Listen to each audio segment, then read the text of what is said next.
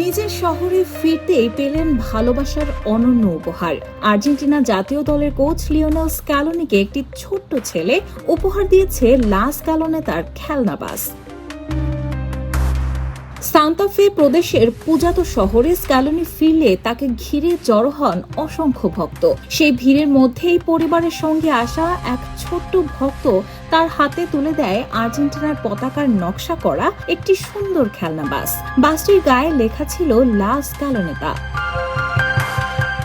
উপহারটি পেয়ে আবেগ আপ্লুত হয়ে পড়েন স্ক্যালোনি। হাসি মুখে শিশুটির সঙ্গে কথা বলেন তিনি এবং পরে সেটি তুলে ধরেন উপস্থিত ভক্তদের সামনে।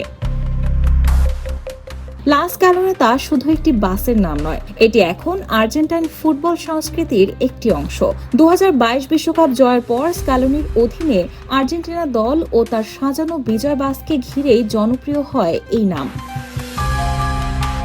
ভিডিওটি ছড়িয়ে পড়ার পর ভক্তরা মজার মন্তব্যে ভরিয়ে দিয়েছেন সামাজিক যোগাযোগ মাধ্যম। কেউ বলছেন এই উপহারই নাকি স্ক্যালোনির ভবিষ্যৎ নিশ্চিত করে দিল, আবার কেউ মজা করে লিখছেন এবার লক্ষ্য 2030 বিশ্বকাপও। Raihana Moon, the news.